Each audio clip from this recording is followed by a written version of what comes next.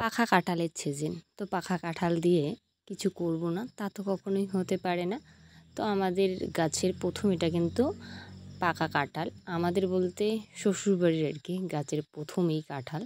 তো সেটা দিয়ে কিন্তু তৈরি করব একেবারেই ফুটবলের মতো ফুলকো ফুলকো মালপোয়া।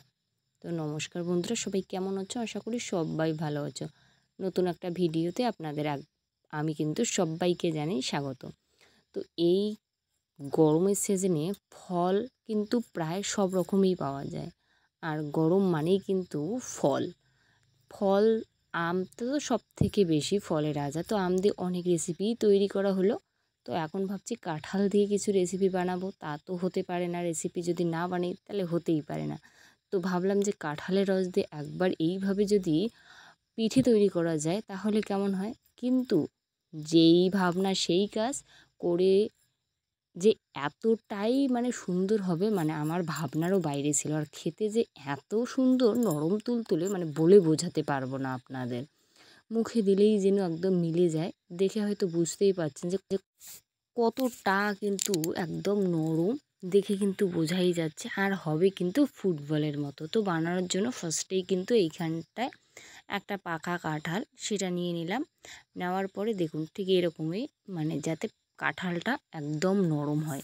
তো সেই জন্য পাকা কাঁঠাল নেওয়ার পরে হাতের মধ্যে একটুখানি সর্ষের তেল যদি মাখিয়ে নেওয়া হয় তাহলে কিন্তু কাঁঠাল ছাড়াতে কিন্তু কোনো অসুবিধা হয় না, মানে যে আটা থাকে সেটা কিন্তু হাতে লাগবে না। তো অবশ্যই তেল দিয়ে এইভাবে কিন্তু কাঁঠালটাকে ছাড়িয়ে নেব ফার্স্টে।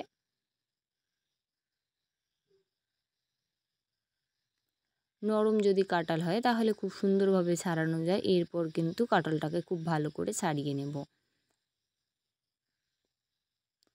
আর কাঁঠালটা মিষ্টি যদি হয় তাহলে কিন্তু পিঠেটাও হবে দারুণ। তো সেই জন্য একটু মানে এই হলদে যে কাঁঠালের হয় কাঁঠালটা, দেখুন কোয়াটা করে, সেইটা করে হলে পড়ে না এই কাঁঠালটার মিষ্টি ভালো হয়। তো অনেক সাদা যে আছে সেটাও ভালো হয়, বাট এই যে কালারের যে হয় এই কালারের কিন্তু খুব সুন্দর মিষ্টি হয়। তো অবশ্যই মিষ্টি দেখে নেওয়ার চেষ্টা করবেন, তাহলে ভালো লাগবে খেতে। তো এরপর এরকম একটা ছাঁকনির সাহায্যে এর রসটা কিন্তু বের করে নিতে লাগবে। এটা মিক্সারে দিলে ভালো যে একটা রস, সেটা কিন্তু ভালো হয় না। এইভাবে একটু কষ্ট করে রসটা বের করতে লাগবে, তেমন কোনো কষ্ট না, কারণ কাঁঠাল পাকলে রস অনায়াসে বের করা যায়, হাত দিয়েও কিন্তু বের করা যায়, তবে ছাঁকনি হলে খুব ভালো হয়। এইভাবে রসটাকে খুব সুন্দর করে বের করে নিলাম, আর বীজটাও কিন্তু উপরে থাকে। আর মিক্সারে করলে সবগুলোই ওই যে শাঁসটা আর কি মুখে লাগবে। তো এরকম করলে কোনো কিছুই হবে না, একদম সুন্দর একটা পাল্প বের করা যায়। তো যাই হোক, ওটা এক সাইডে রাখার পর এরকম একটা চালনি নিয়ে নিলাম। এইখানটায় নিয়ে নেব, ফার্স্টে কিন্তু দিয়ে দেব আটা। তো আন্দাজ মতো দিলেই এনাফ, এখানে কোনো মাপযোগ নেই। তো আটার পরে এইখানটায় দিয়ে দেব কিন্তু চালের গুঁড়া, সেটা দিয়ে দেব, তাহলে খুব সুন্দর হবে। চালের গুঁড়োটা দিতেই লাগবে, তবেই কিন্তু খেতে ভালো হবে। এরপর এটা ভালোভাবে চালনি করে নেব। ভালো করে চালনি করে নেওয়ার পরে কিন্তু এটা বাটিতে ঢাললে খুব ভালো হবে মাখতে। তো সেই জন্য একটা বাটিতে ঢালবো।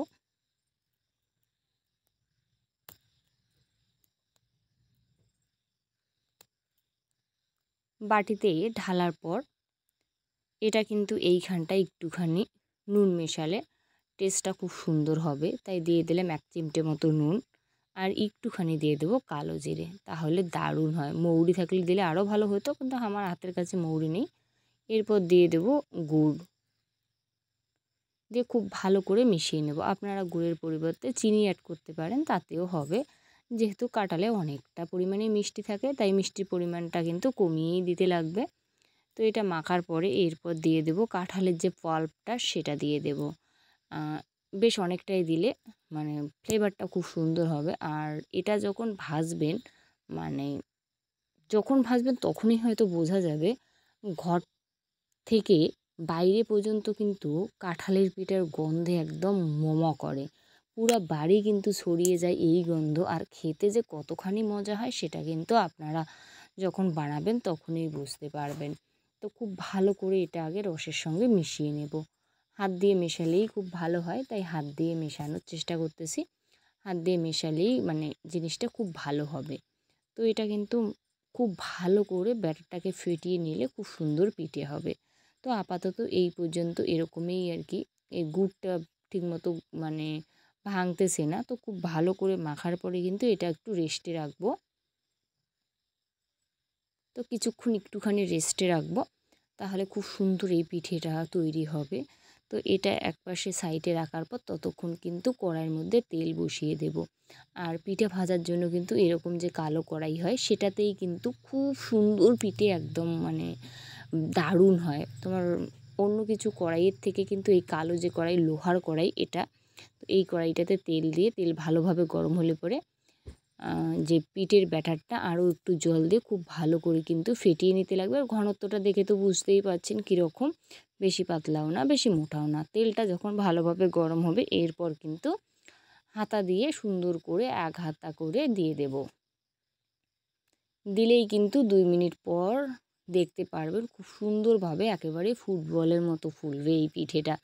এই পিঠেটা না মানে প্রত্যেকটাই কিন্তু এত সুন্দর ফোলে, মানে ভাজার সময় মনটা যে এত ভালো হয় না, মানে কি বলবো আপনাদের। মানে পিঠে যখন ফোলে না তখন কিন্তু মনটাও কিন্তু দারুণ হয়। দেখুন সব পিঠে কি সুন্দরভাবে প্রথমে এটা হলো, আর আপনারা শুধু দেখতে থাকুন সব পিঠেই কতটা সুন্দর হয়। আপনারা দেখলে বুঝতে পারবেন। জাস্ট তেলে দাও আর উল্টে পাল্টে একদম ফুটবলের মতো এই পিঠেগুলো ভাজুন। মানে দারুণ হয়। এখন তো মানে পাকা কাঁঠালের সিজন। তো এইভাবে কিন্তু একবার হলেও ট্রাই করে দেখতে পারেন। মানে যদি একবার ট্রাই করে দেখা যায় না, তাহলে কিন্তু বারবার বাড়ির থেকে আবদার আসবে এই পিঠেটা তৈরি করার জন্য। যদি বাইরেও কেউ থাকে না, এতটাই সুন্দর গন্ধ মানে ঘর ডুবে বলতে বাধ্য যে কী তৈরি করতেছে। এতটা মানে সুন্দর একটা সেন্ট বাইর হয়, মানে আপনাদের বলে বোঝাতে পারবো না। যখন বাড়িতে তৈরি করবেন তাহলেই তখনই বুঝতে পারবেন কী ভালো হয় এই পিঠে।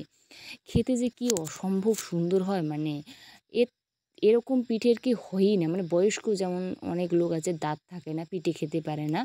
তো এইভাবে যদি বানানো যায় না সবাই কিন্তু সুন্দর করে খাবে।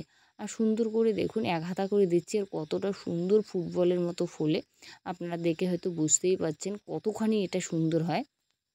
দেখুন জাস্ট অসাধারণ হয় এই পিঠেগুলো।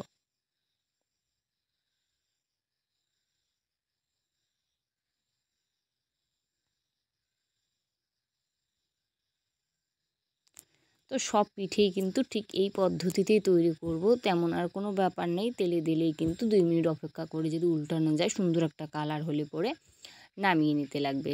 তো সব পিঠেই কিন্তু আমার ভাজা প্রায় কমপ্লিট, আর সবগুলোই দেখুন কত সুন্দর ফুটবলের মতো ফোলে। আপনারা না একবার ট্রাই করে দেখতে পারেন, জাস্ট অসাধারণ হয়। আপনাদের মানে আমি বলছি মুখে ঠিক আছে, কিন্তু আপনারা যদি একবার এইভাবে বানিয়ে দেখেন তাহলেই কিন্তু আমার কথা বিশ্বাস হবে। দেখে হয়তো বুঝতেই পারছেন কতখানি নরম, কতখানি তুলতুলে হয়। দেখতে যতটা লোভনীয়, খেতেও ভীষণ সুন্দর হয়। আপনারা বানিয়ে দেখতে পারেন।